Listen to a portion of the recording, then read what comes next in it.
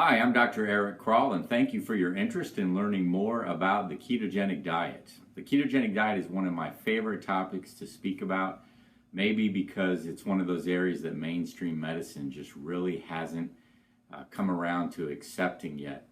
The ketogenic diet is one of the most effective ways for losing weight, but it's not just a short-term solution. You can actually live a ketogenic lifestyle over the long term to manage weight.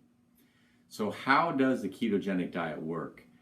The basic purpose of ketogenic diet is to transition your body into a fat burning state where basically you adapt to using fat as your primary fuel source. We never get to that state because we have so many carbs in our diet. But if you lower your carb intake low enough and keep your protein intake in moderation, your body will transition over a few weeks to where it uses fat as its primary fuel. And as we'll talk about momentarily, the body prefers to use fat as the primary fuel. And I'll keep coming back to the role of insulin. Basically, when we consume carbohydrates, our body has to produce insulin to bring the blood sugar down. And whenever insulin is floating around in the body to a significant extent, it does not let the body burn its fat stores. So even if you're careful about watching your calories and you're laboriously tracking everything and you're exercising, doing everything you should do, if you get too many of your calories from carbohydrates so that there's more insulin floating around, it prevents you from burning fat.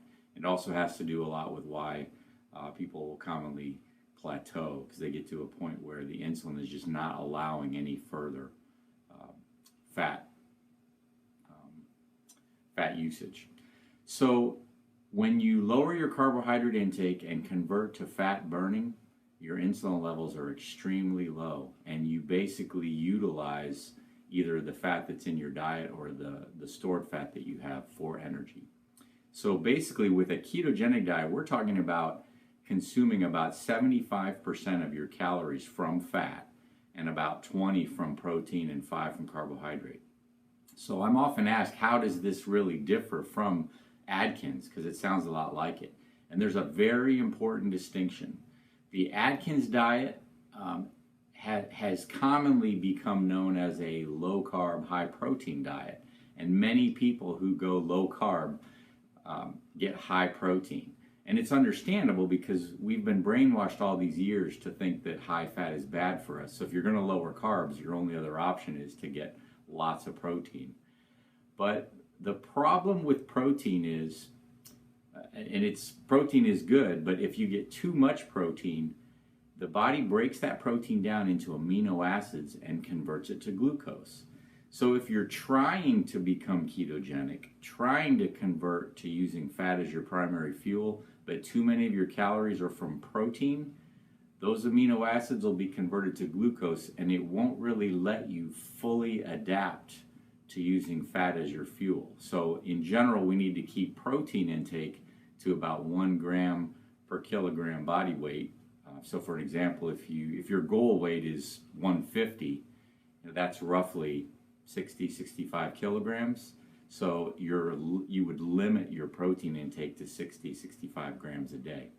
And we need to keep the carb intake below 20 to 30 grams a day to stay in ketosis.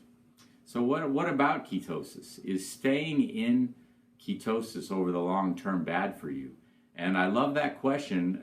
A year ago, I would have answered it differently. Doctors, nutritionists, many people in healthcare have the misconception that ketosis is bad for you because we're all trained about diabetic ketoacidosis, which is a dangerous state. And you cannot stay in ketoacidosis.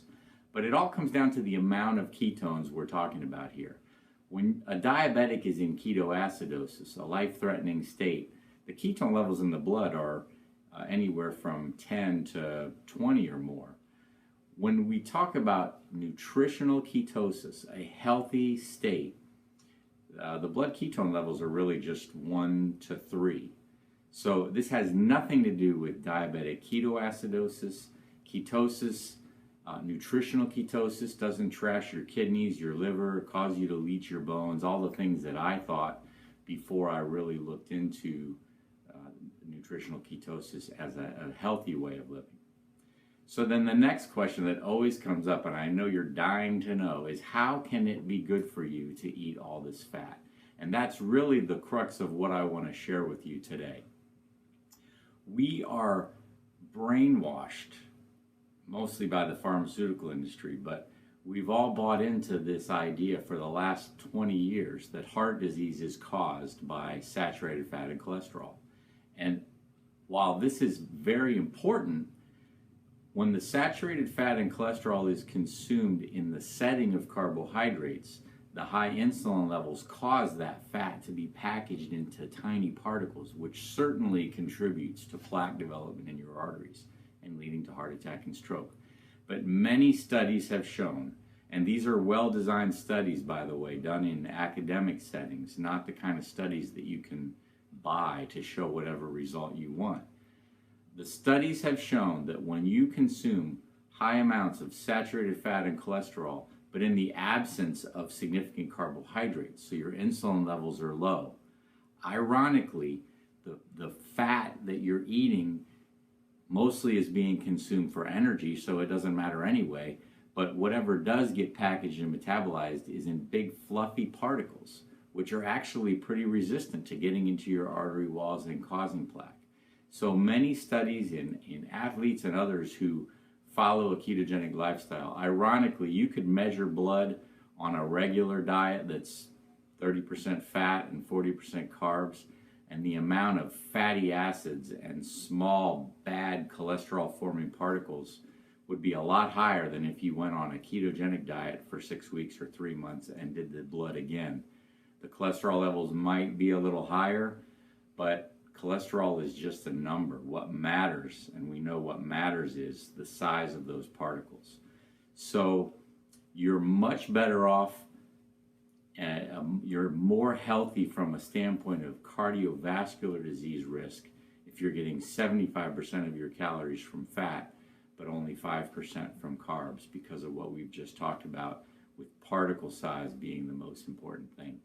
And the real irony or paradox of all this is, if you're following a ketogenic lifestyle so that your carbs are low and you're using your fats as energy, the very fats that you want to take in are the fats which we've been programmed to think are bad for us.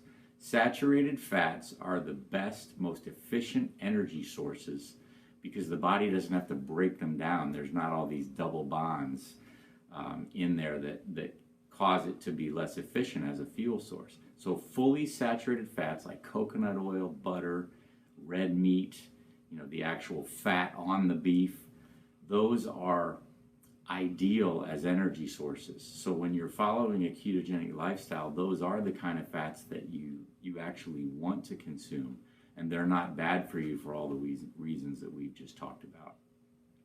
So once you've thought about all this and decided, wow, that really does sound good, and I'm going to do a ketogenic lifestyle, how do you get started?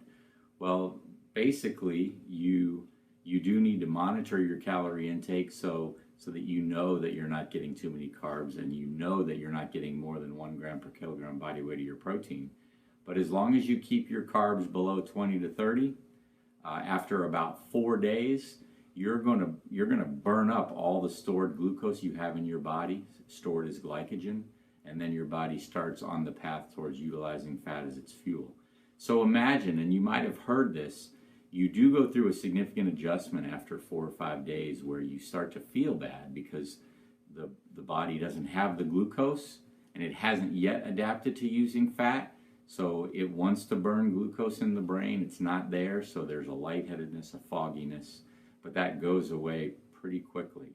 And you adapt a lot more quickly with a ketogenic diet than with Atkins when you're getting too much protein, because the high protein doesn't let you transition to fat burning as quickly, and so you don't have the glucose around, but you're also not adapting to using fat, so you basically don't have your primary fuel source at all, and you feel bad for a longer period of time.